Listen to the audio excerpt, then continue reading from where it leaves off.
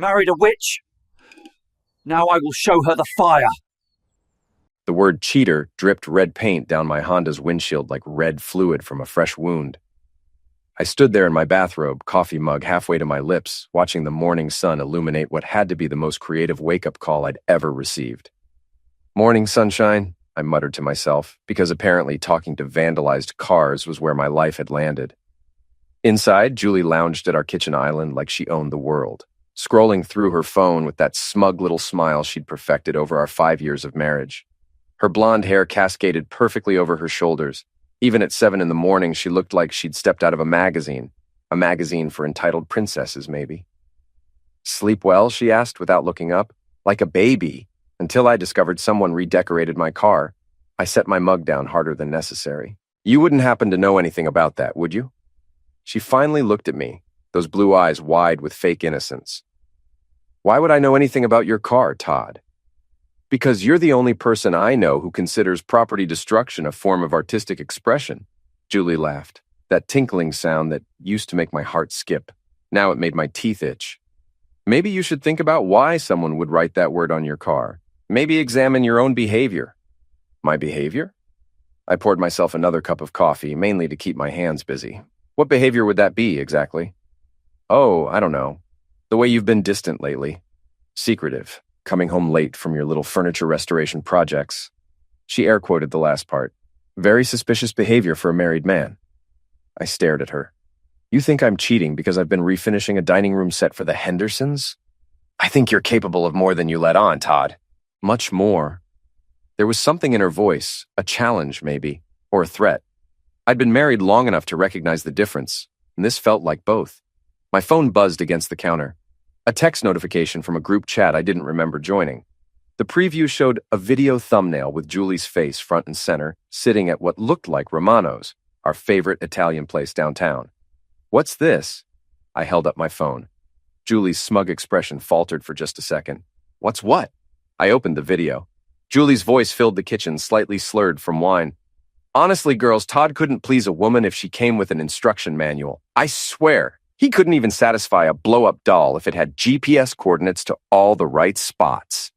The laughter from her friends echoed around our kitchen like a Greek chorus of humiliation. In the video, Julie raised her wine glass. Here's to settling, ladies. Sometimes you marry for stability, not satisfaction. I looked up at my wife, who had gone very still. When was this filmed? Todd, I can explain. When? My voice came out quieter than I'd intended, which somehow made it sound more dangerous. Last night, but I was drunk, and the girls were... The girls were what? Holding a tool to your head? Forcing you to publicly humiliate your husband for entertainment? Julie stood up, smoothing down her silk pajama top. It was just girl talk. You're being dramatic. Dramatic. I set my phone down carefully. You filmed yourself telling our friends and neighbors that I'm sexually inadequate. Posted it where everyone we know can see it. And I'm being dramatic for having feelings about that. It's not like anyone takes those videos seriously. Really? Because I've got 17 notifications from people who seem to be taking it pretty seriously. I scrolled through the messages. Most were from acquaintances offering fake sympathy or barely concealed amusement. A few were from actual friends asking if I was okay. And one was from my buddy Derek. Dude, what the hell is going on? You know what, Julie?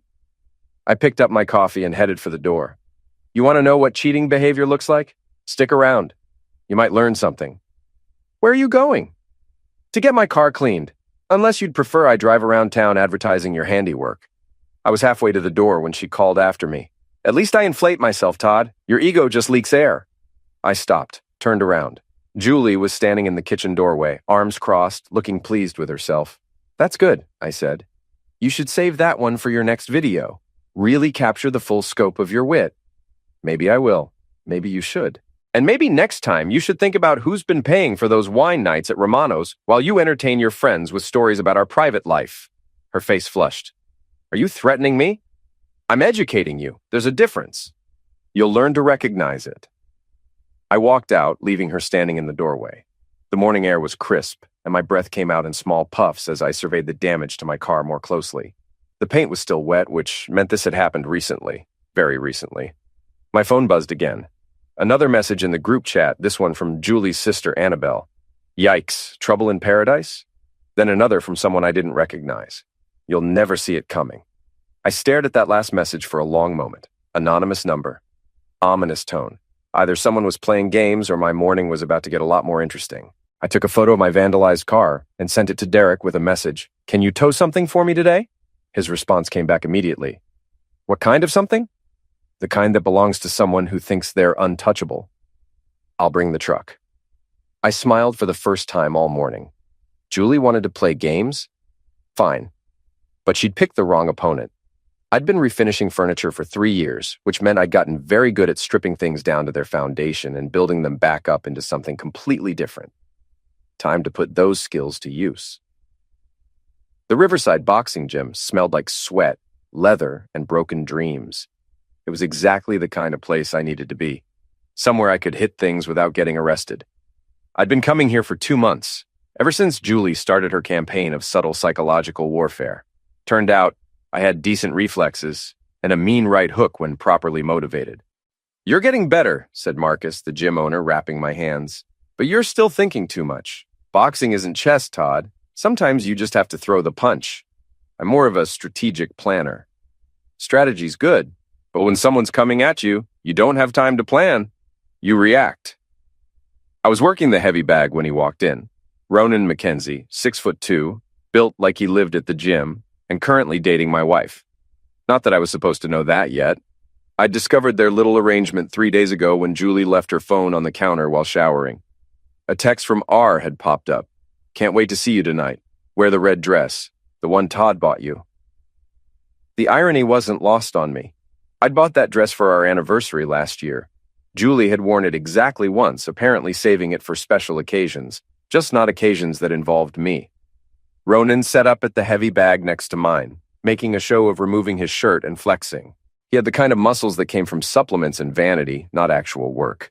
Pretty to look at, but I'd bet money they were more show than substance. Nice form, he said, nodding at my bag work. You new here?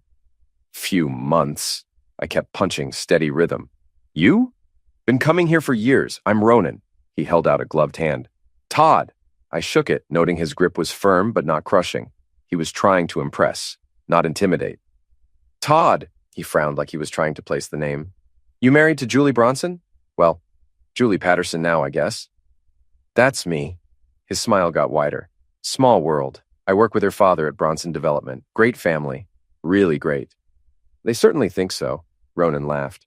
Julie's mentioned you, says you're in tech. Software development and furniture restoration on the side. Furniture, huh? That's interesting. The way he said it made it clear he found it anything but interesting. More like quaint, adorable even, like a child's hobby. What about you? I asked. What do you do at Bronson Development? Sales mainly. High-end residential properties. It's a good business if you know how to read people. I bet it is. We worked our bags in silence for a few minutes. I could feel him watching me, sizing me up. Finally, he spoke again. You know, Julie mentioned you guys have been having some rough patches lately. I stopped punching. Did she now? Just in passing. Marriage is tough, you know. Takes work from both people. Is that your professional opinion? Ronan's smile faltered slightly. Just friendly advice from someone who's seen a lot of relationships come and go. How many relationships have you seen come and go, Ronan? Enough to know the warning signs. I turned to face him fully. And what warning signs would those be? When one person stops trying, stops paying attention to what their partner needs. Interesting theory. I pulled off my gloves slowly. What happens when someone pays too much attention to what someone else's partner needs? The color drained from Ronan's face. I don't know what you mean. Sure you do. I stepped closer. You know exactly what I mean. For a moment, we just stared at each other. Then Ronan's jaw tightened and he stepped forward too. You got something to say to me, Todd? Just that you should be careful about giving marriage advice, especially when you don't have all the facts. Maybe I have more facts than you think. Maybe you do, but facts have a way of coming to light, don't they? Usually when you least expect it. Ronan's hands clenched into fists. You threatening me. I'm educating you. There's a difference. You'll learn to recognize it. The same words I'd used with Julie that morning. Ronan's eyes narrowed. He caught the repetition. You think you're smart, don't you? Smart enough. Smart enough for what? I smiled. Smart enough to know that when someone's coming at me, I don't have time to plan. I just react.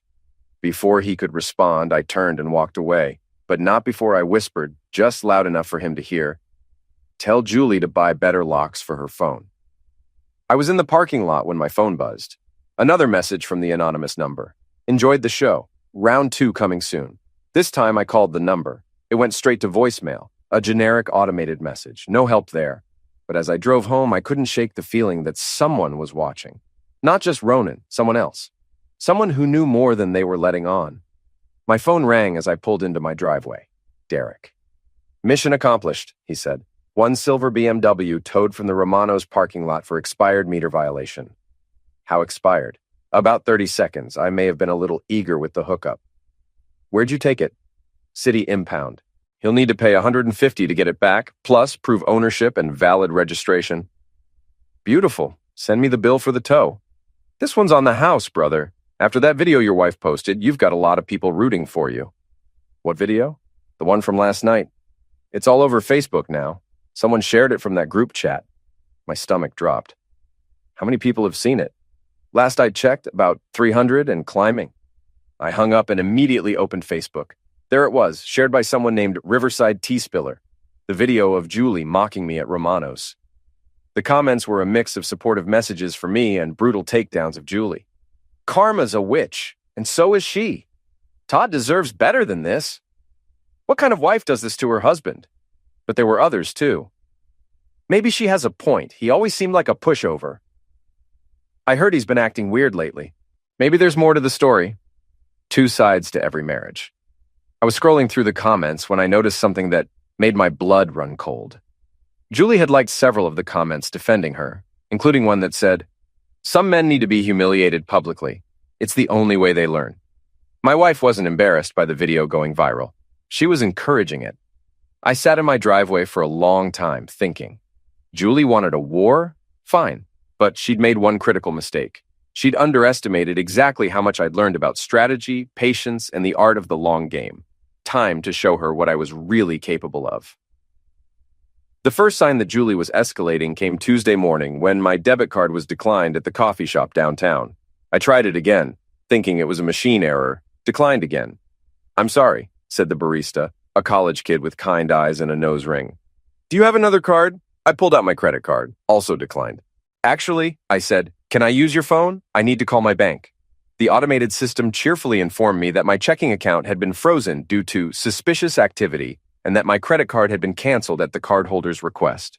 For more information, I should visit a branch location. I drove straight to First National, where I'd banked for 8 years. Sandra, the branch manager, looked uncomfortable when I walked up to her desk. "Todd," she said, not meeting my eyes, "I was hoping you'd come in." "What's going on with my account, Sandra?" She pulled up my file on her computer, frowning. "Your wife came in yesterday with documentation showing irregular withdrawals and transfers. She was concerned that your accounts had been compromised." "Compromised how?" "Large cash withdrawals, transfers to unfamiliar accounts, purchases that didn't match your normal spending patterns." Sandra turned her monitor so I could see. "Look at this. $3,000 in cash withdrawals over the past 2 weeks, all from ATMs downtown. And this transfer here, $1,500 to something called Elite Escort Services." I stared at the screen. I didn't make any of those transactions. That's what your wife was afraid of. She thinks someone got hold of your information and is using your accounts fraudulently. Or, I said slowly, someone with access to my accounts is making fraudulent transactions to make it look like I'm doing something I'm not. Sandra's expression shifted. "Todd, are you suggesting that Julie—" "I'm not suggesting anything. I'm stating a fact. Those aren't my transactions, and I want them investigated." "Of course. But in the meantime, the accounts have to remain frozen until we can determine—" "How long?" 7 to 10 business days, typically." I felt a cold knot forming in my stomach. "Sandra, I need access to my money. I have bills, rent, groceries. I understand, but there are procedures we have to follow, especially when there's a possibility of identity theft or marital financial misuse." The way she said those last words told me everything I needed to know. Julie hadn't just reported suspicious activity. She'd painted me as a potential misuser who was hiding money and frequenting escort services. Can I at least get a printout of all the transactions in question? I can give you a summary, but the detailed records are part of the investigation now. I took the summary and left, my hands shaking with rage. In the parking lot, I called the number for Elite Escort Services. It was disconnected. Of course it was. My phone rang. Julie. "Hi, honey," she said, sweet as poison. "How's your day going?" "Interesting. Just found out someone's been using my bank accounts to pay for courtesans." "Oh, no, that's terrible. Did you call the bank?" "I did. Turns out my loving wife already handled that for me." Silence. Then, "I was trying to protect us, Todd. When I saw those transactions, when you made those transactions, I would never—" "Cut the crap, Julie. We both know what you did." Her voice went cold. "I know what the bank records show. If you have a problem with that, take it up with them." She hung up. I sat in my car, thinking. Julie had just cut off my access to money, made it look like I was cheating with courtesans, and positioned herself as the concerned wife trying to protect their joint assets. It was actually brilliant, in a sociopathic kind of way, but she'd made one mistake. She'd assumed I didn't have any money she didn't know about. I drove across town to Second National Bank, where I'd opened an account 3 months ago when I started getting suspicious about Julie's behavior. It contained the profits from my furniture restoration business. Money I'd been squirreling away just in case. Julie knew about the business, but not about the separate account. "Good afternoon, Mr. Patterson," said the teller. "How can I help you today?" "I'd like to make a withdrawal. $5,000. "Of course. Cash or check?" "Cash." She processed the transaction without any problems. My secret account was still safe. From the bank, I drove to Larry Hoffman's law office. Larry had handled my business incorporation and was the only lawyer I knew personally. His office was in a converted Victorian house downtown, all dark wood and leather chairs. "Todd," he said, standing up when his secretary showed me in. "Good to see you. How's Julie?" "That's actually what I wanted to talk to you about." Larry's expression grew serious as I explained the situation, the video, the bank accounts, the obvious affair. He took notes on a legal pad, occasionally asking clarifying questions. "This is pretty textbook," he said when I finished. "She's establishing a narrative that you're unstable, unfaithful, and financially irresponsible. If you're headed for divorce, and it sounds like you are, she's building her case early. What can I do about it?" "Document everything. Every interaction, every financial irregularity, every lie you can prove. And we need to get ahead of this before she files first." "You think she's going to file?" "Todd, she's already filed. This is just the groundwork." My stomach dropped. "What do you mean?" Larry pulled a folder from his desk drawer. "These came to my office this morning. Someone knew you'd hired me and wanted to make sure I saw them first." He handed me a stack of papers. Divorce petition, temporary restraining order, motion for exclusive use of the marital home, motion for spousal support. "She's asking for the house, alimony, and a restraining order that would prevent you from coming within 500 feet of her or the property." "On what grounds?" "Domestic violence. She's claiming you've been increasingly aggressive and threatening. She has witnesses who will testify that you've been acting erratically." I thought about my confrontation with Ronan at the gym. What witnesses? Her sister, her friend Madison, and interestingly, a man named Ronan McKenzie, who says you threatened him at a local gym. I didn't threaten him. "What exactly did you say to him?" I told Larry about the conversation. He winced. "Todd, from a legal standpoint, telling someone they'll learn to recognize the difference between education and threats could absolutely be construed as threatening behavior. But I didn't actually threaten him. Doesn't matter. It's about perception. And right now, Julie is controlling the perception." I stared at the papers. "So what do? We fight back. But we do it smart. No more confrontations with the boyfriend, no more cryptic warnings. We gather evidence, we build our case, and we let the law work." "How long will that take?" "Months, maybe longer." I stood up.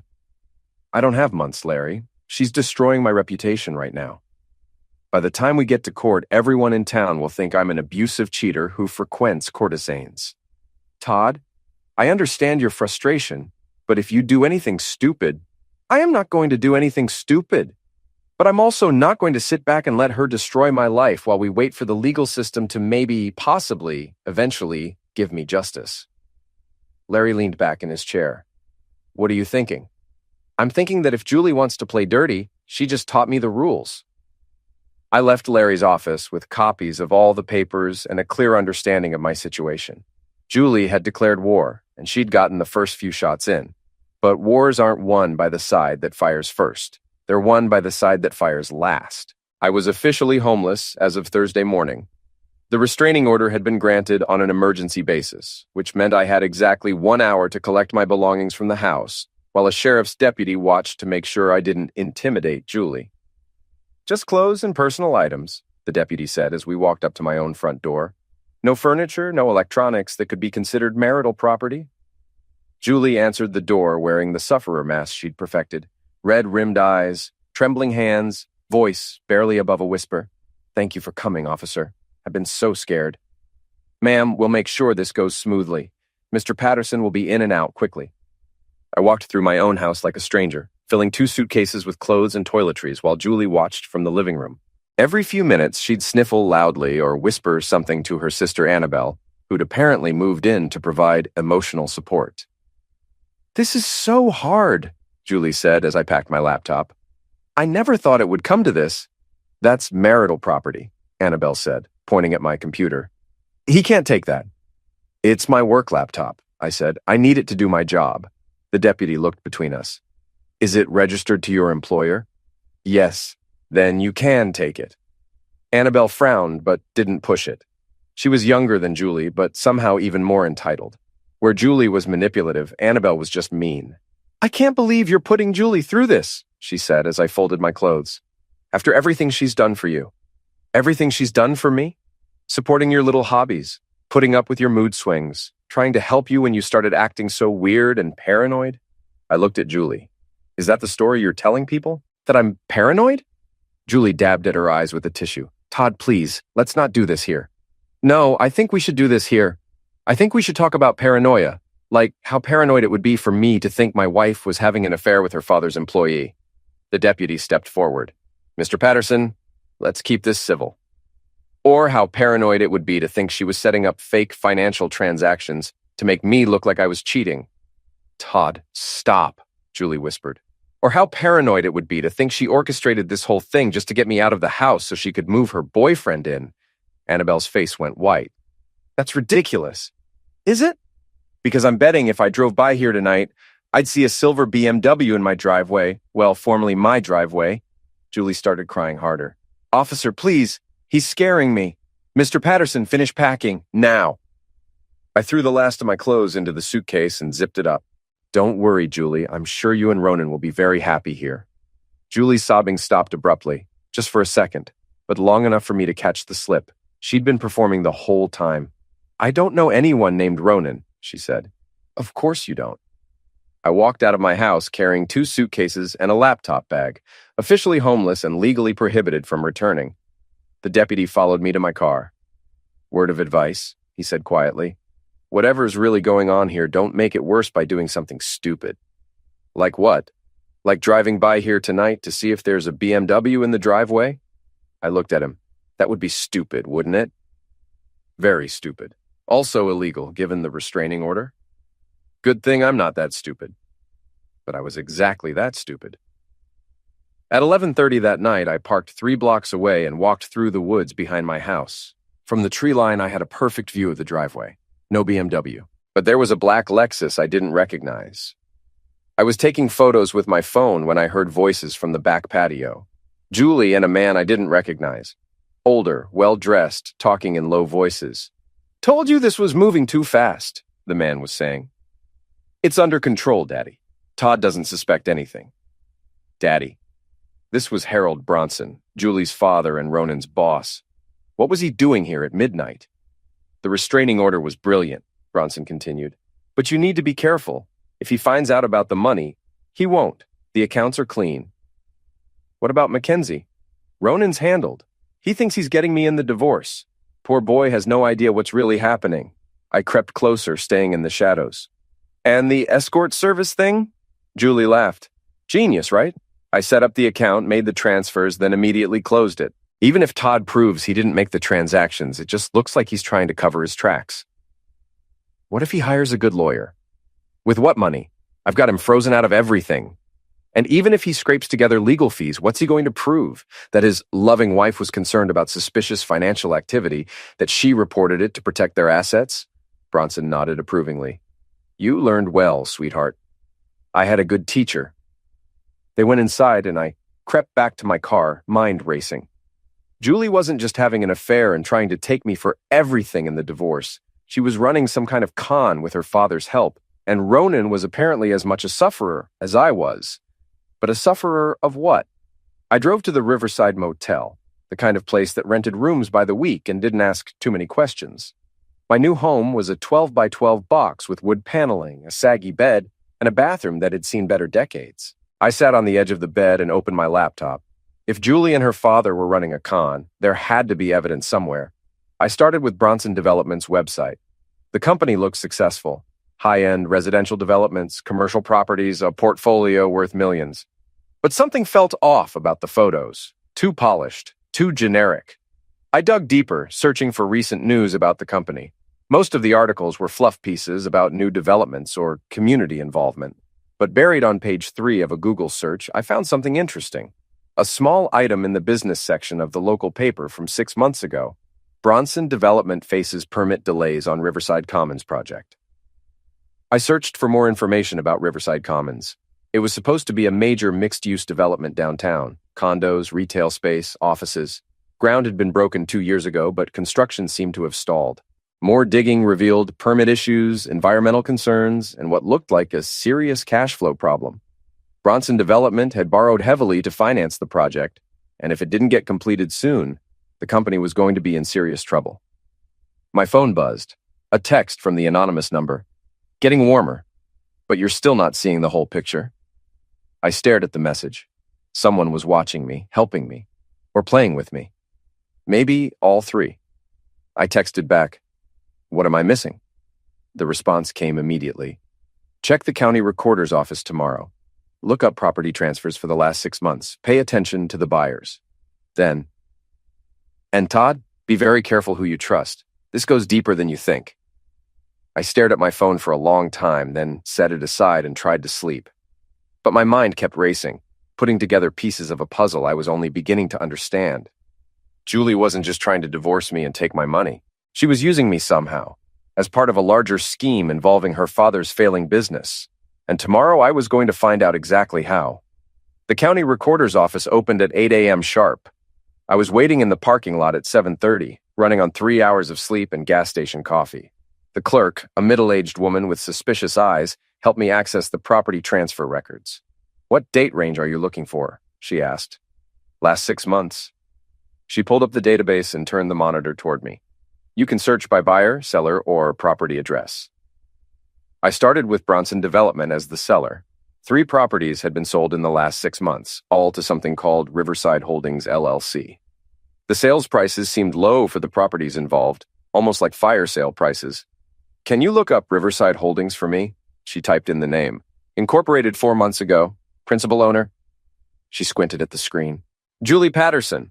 My wife owned a company that was buying distressed properties from her father's failing business. I asked for printouts of all the transactions. That'll be 50 cents per page. I'll take everything you've got." Back in my motel room, I spread the papers across the bed and started connecting dots. Bronson Development was hemorrhaging money on the stalled Riverside Commons project. To stay afloat, Harold was selling other properties to his daughter's company at below-market prices. Julie was essentially buying assets from her father's company with money that... Wait, where was Julie getting the money to buy properties? I called Larry Hoffman. "Todd, thank God. I've been trying to reach you. We need to talk." "What's wrong?" "Can you come to my office? Now?"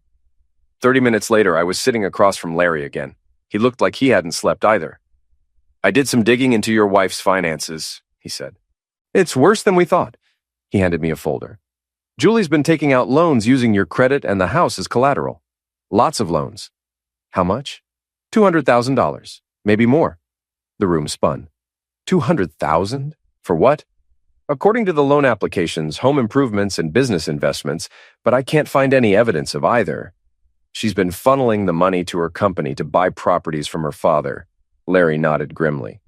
"And that's what it looks like. She's essentially using your credit to bail out Bronson Development while positioning herself to own the assets when the company inevitably goes bankrupt.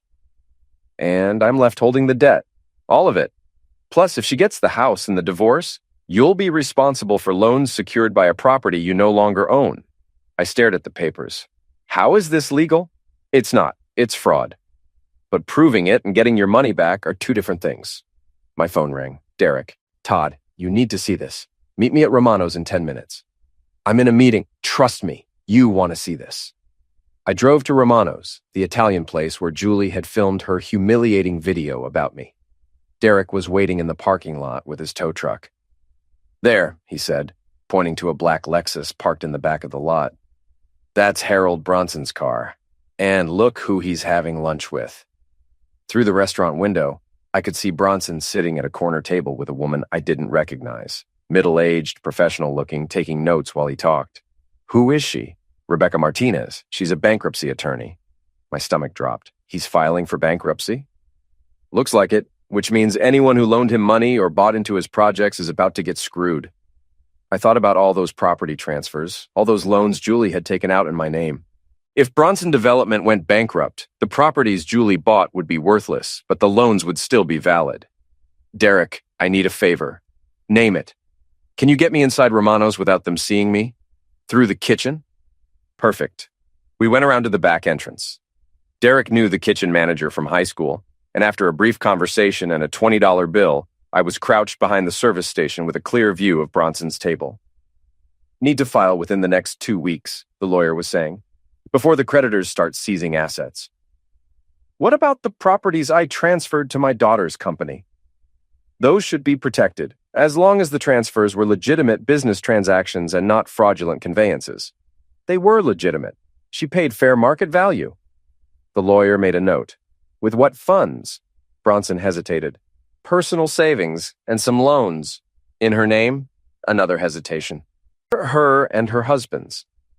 Mr. Bronson, if your daughter used fraudulent loan applications to obtain money that she then used to buy your distressed assets, that's not going to look good to a bankruptcy judge or to the FBI. It wasn't fraudulent. Her husband signed the applications. Did he know what the money was being used for? Bronson didn't answer.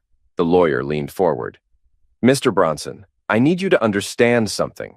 If the court determines that these property transfers were part of a scheme to hide assets from creditors, your daughter and her husband could face federal fraud charges. We're talking about serious prison time. I'd heard enough. I crept back through the kitchen and met Derek in the parking lot. Well, he asked. They're going to throw me under the bus. Julie's going to claim I was in on the whole scheme, that I knowingly signed loan applications to help them hide assets from creditors. But you didn't know. Try proving that when I'm the one who signed all the papers. We drove back to my motel in silence.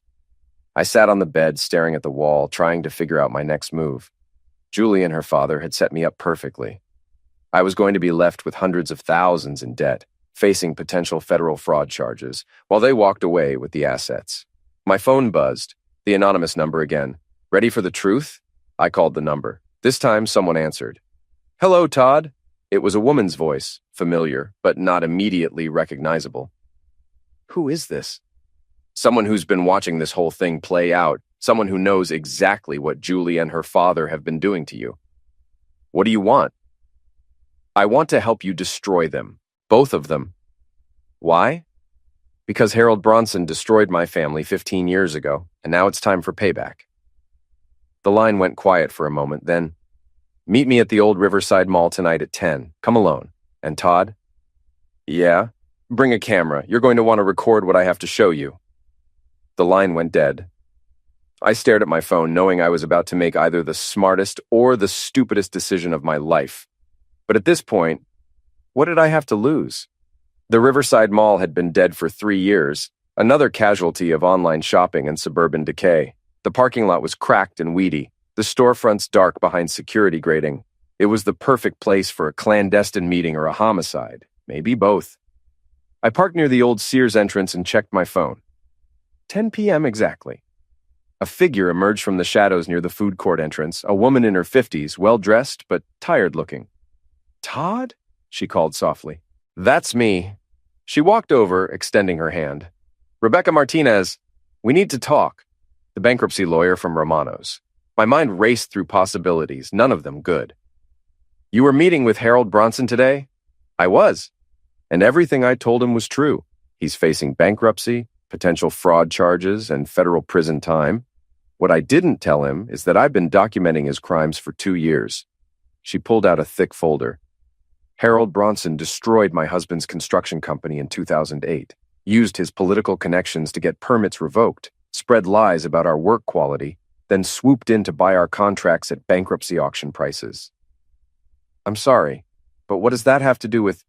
My husband eliminated himself rather than face the shame of losing everything we'd built. Her voice was steady, but her hands shook slightly. I've been waiting 15 years for the right moment to destroy Harold Bronson, and your wife just handed it to me.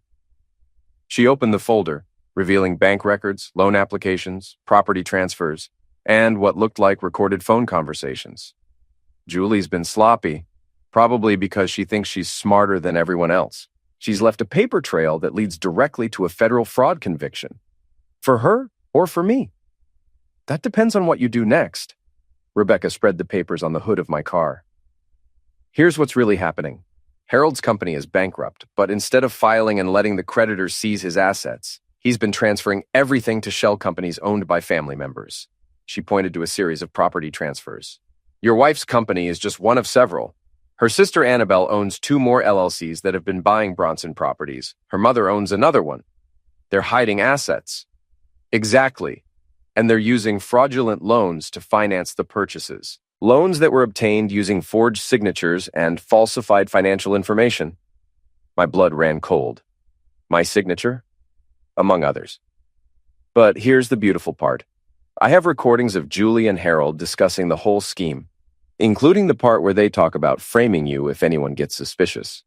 She pulled out a small digital recorder and hit play. Julie's voice filled the night air. If this goes bad, we pin it on Todd. He signed all the loan papers. He had access to all the accounts. We say he was the mastermind, and we were just following his instructions. Harold's voice. What if he fights it? Who's going to believe him? He's already been painted as an abusive cheater who frequents courtesans. We just add financial criminal to the list. They laughed. Actually laughed about destroying my life. Rebecca stopped the recording. There's 6 hours of this. More than enough to put them both away for a very long time. Why are you giving this to me? Because I want Harold Bronson to suffer the same way my husband suffered. I want him to lose everything and face the shame of public humiliation before he goes to prison. And Julie? Collateral damage. Though honestly, she might be worse than her father. I stared at the papers. What do you want me to do? Tomorrow is the Riverside Community Festival. Half the town will be there, including all the local media. Julie and Harold will be there too. The Bronsons always make a big show of a community involvement. So you're going to expose them, publicly, in front of everyone? Rebecca handed me a USB drive. Everything's on here. The recordings, the financial records, the evidence of fraud. You get up on that stage tomorrow and you tell the whole town what they did to you. They'll just deny it. Not when you play the recordings. Not when you show the bank records. Not when you reveal that Harold Bronson has been stealing from his investors and creditors for years. I took the USB drive. What about you? I'll be in the crowd, recording everything. And I'll have already sent copies of all this evidence to the FBI, the state attorney general, and the local media. Why wait until tomorrow? Because I want them to have one last night thinking they've won. I want them to sleep peacefully, believing they've destroyed you and gotten away with it. Rebecca started walking back toward the mall. One more thing, Todd. Yeah? Your wife is planning to file additional charges against you next week. She's going to claim you threatened her with physical violence and that you've been stalking her. That's insane. Is it? You drove by your house the other night. You followed Harold to Romano's. You've been digging into their financial records. She was right. Julie could easily spin my investigation into evidence of stalking and maltreatment. So tomorrow is my only chance. Tomorrow is your only chance to control the narrative. After that, you're just another defendant trying to talk his way out of trouble. I drove back to the motel with the USB drive burning a hole in my pocket. I spent the night going through the evidence, preparing what I would say, and trying not to think about all the ways this could go wrong. At dawn, I called Larry Hoffman. Todd, where have you been? I've been trying to reach you. Preparing for war. Larry, I need you to meet me at the community festival today. Why? Because I'm about to either clear my name or get arrested for fraud. Either way, I'm going to need a lawyer. Todd, what are you planning? Justice. I hung up and got dressed. Today, the whole town was going to learn the truth about Harold and Julie Bronson, and I was going to make sure they never forgot it. The Riverside Community Festival was in full swing by the time I arrived at noon. Food trucks lined Main Street. Local bands played on the makeshift stage, and half the town milled around in the sunshine, eating funnel cake and pretending to care about community spirit. I spotted Julie immediately. She was working the crowd like a politician, accepting sympathy and support from neighbors who'd seen her viral video about my supposed inadequacies. She wore a sundress that managed to look both innocent and expensive, and she'd perfected a brave but wounded expression that made people want to protect her. Harold was holding court near the beer tent, surrounded by local business owners and city council members. He looked like a man who'd never had a worry in the world, let alone one facing bankruptcy and federal fraud charges. Ronan was there too, playing the role of supportive boyfriend. He stayed close to Julie, one protective hand on her back, glaring at anyone who looked at her wrong. Poor fool had no idea he was just another prop in their performance. I found Larry near the stage looking nervous. Todd, please tell me you're not about to do something that will get you arrested. I'm about to do something that will either clear my name or destroy my life. Maybe both. I pulled out the USB drive. Everything's on here. When this is over, you need to get copies to the FBI, the State Attorney General, and every media outlet in the region. What's on here? Proof that my wife and her father have been running a fraud scheme using my identity and credit. Proof that they plan to frame me if they got caught. And proof that Harold Bronson has been stealing from investors and creditors for years. Larry's eyes widened. Todd, if you have evidence of federal crimes, you need to turn it over to the authorities. Not, the authorities will take months to investigate, and by then Julie will have filed new charges against me and painted me as an unstable stalker. This is my one chance to control the story. The current band finished their set, and the festival organizer took the microphone. Ladies and gentlemen, we have a special treat this afternoon. Harold Bronson, one of our community's most successful businessmen and generous philanthropists, would like to say a few words. Perfect timing. Harold climbed onto the stage to polite applause. He looked confident, comfortable, like a man used to being the center of attention. Thank you all for coming out today, he began. The Riverside Community Festival represents everything I love about this town. Neighbors supporting neighbors, local businesses working together, families building something lasting for future generations. I started moving through the crowd, getting closer to the stage. My company, Bronson Development, has been proud to be part of this community for over 20 years. We've built homes, created jobs, and invested in the future of Riverside. I was almost at the front now. Julie spotted me and her face went white. She grabbed Ronan's arm and whispered something urgent in his ear. Unfortunately, Harold continued, there are always people who want to tear down what others have built. People who spread lies and make false accusations because they can't handle their own failures. He was talking about me. The son of a witch was actually using his speech to preemptively attack my credibility. Some of you may have heard rumors about my company, about my family. I want you to know that these rumors are being spread by a disturbed individual who has been stalking my daughter and making threats against our family. That was my cue. That's interesting, Harold, I called out, loud enough for the whole crowd to hear. Tell everyone about the $200,000 in fraudulent loans. The crowd turned to look at me. Harold shielded his eyes against the sun, trying to see who was talking. Tell them about Riverside Holdings LLC and the asset transfers. Tell them about the bankruptcy you're planning to file next week. Harold's face went from confident to panicked in about 3 seconds. Security! This man is violating a restraining order. But there was no security at a community festival, just a couple of off-duty cops who were more interested in their hot dogs than whatever drama was unfolding. I pushed through the crowd and climbed onto the stage. Ladies and gentlemen, my name is Todd Patterson. Harold Bronson just told you I'm a disturbed individual who's been spreading lies about his family. The crowd was dead silent now, sensing drama. He's right about one thing. I have been investigating his family, and what I found is going to shock you. Harold tried to grab the microphone from me, but I stepped back. Harold, why don't you tell everyone about the 6 hours of recorded conversations I have where you and Julie discuss framing me for your fraud scheme? You're insane, Harold said, but his voice cracked. I pulled out my phone and connected it to the sound system. Let's listen to one of those conversations, shall we? Julie's voice filled the festival grounds. If this goes bad, we pin it on Todd. He signed all the loan papers, he had access to all the accounts. We say he was the mastermind and we were just following his instructions. The crowd gasped. I looked out and saw Julie pushing through the people, trying to get to the stage. Harold's voice came through the speakers. What if he fights it? Who's going to believe him? He's already been painted as an abusive cheater who frequents courtesans. We just add financial criminal to the list. Their laughter echoed across the festival grounds. I stopped the recording. That's my wife, ladies and gentlemen. And Harold Bronson, discussing how to frame me for their crimes. Julie reached the stage and climbed up, her face a mask of fury. Todd, stop this right now. You're having a breakdown. Am I? Then explain this. I held up a stack of bank records. $200,000 in loans taken out in my name to fund purchases of distressed properties from your father's failing company. Those were legitimate business investments. With forged signatures and falsified financial information, I turned to the crowd. How many of you invested in Bronson development projects? How many of you are about to lose your money when Harold files for bankruptcy next week? Several hands went up. The mood of the crowd was shifting from curious to angry. Harold grabbed the microphone. This man is mentally unstable. He's been stalking my daughter, threatening my family. I have recordings of you planning all of this, I said.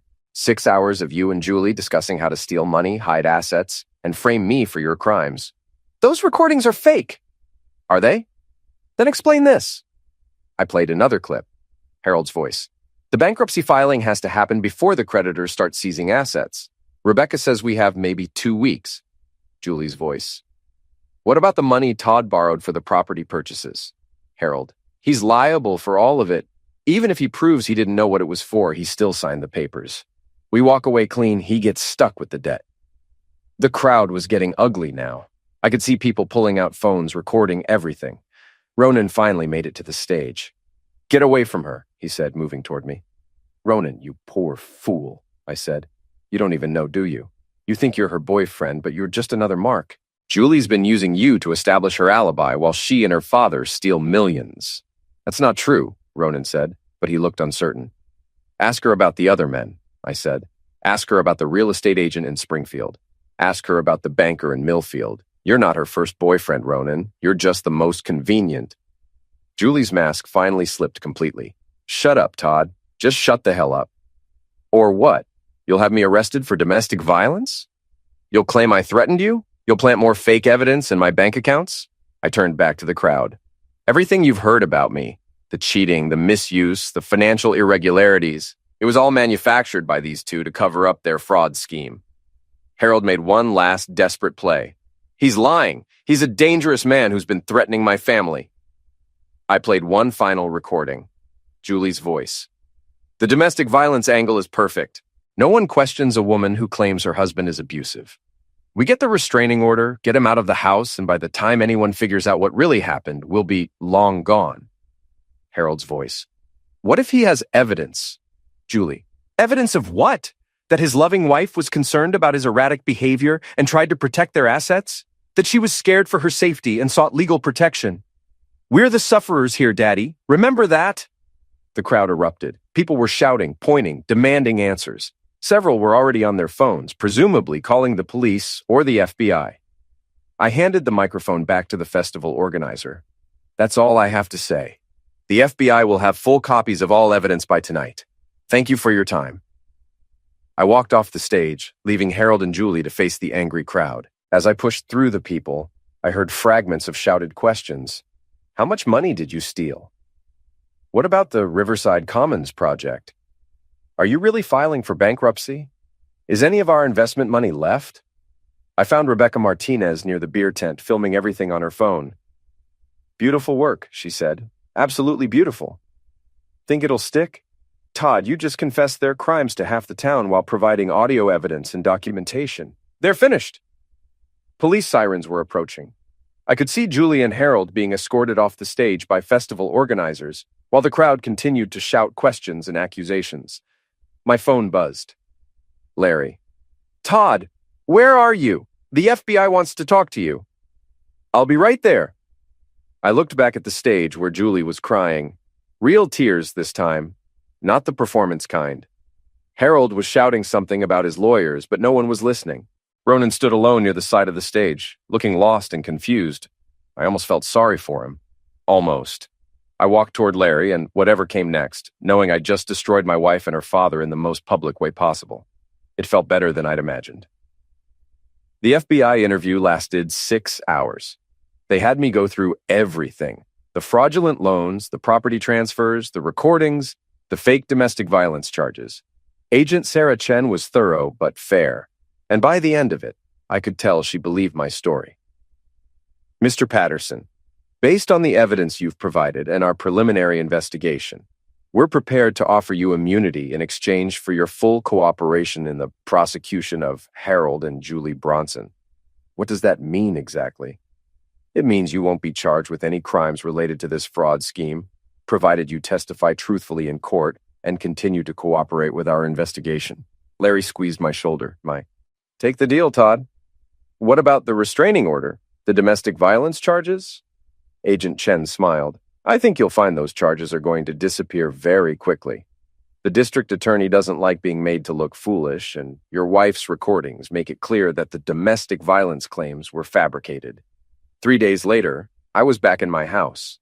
The restraining order had been vacated, the domestic violence charges dropped, and Julie was in federal custody awaiting trial. Harold was out on bond, but facing enough charges to put him away for 20 years. Ronan had disappeared entirely. Someone said he'd moved back to Chicago. I hoped he'd learned something from the experience, but I doubted it. The local media had picked up the story, and it had gone viral in a way that made Julie's original video look like amateur hour.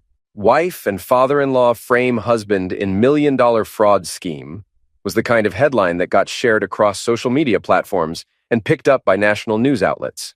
I was sitting in my kitchen, drinking coffee and reading the latest news coverage, when someone knocked on my door.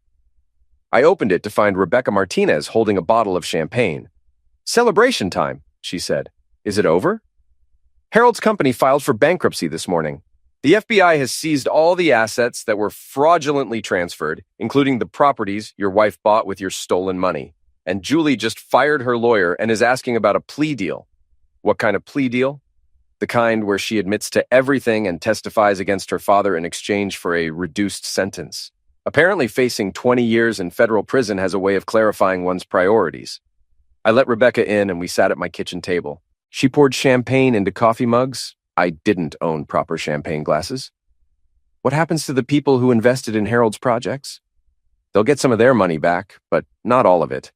The bankruptcy trustee will liquidate everything and distribute the proceeds to creditors and sufferers. And the loans Julie took out in my name? Voided. The banks will eat the losses as part of their fraud insurance claims.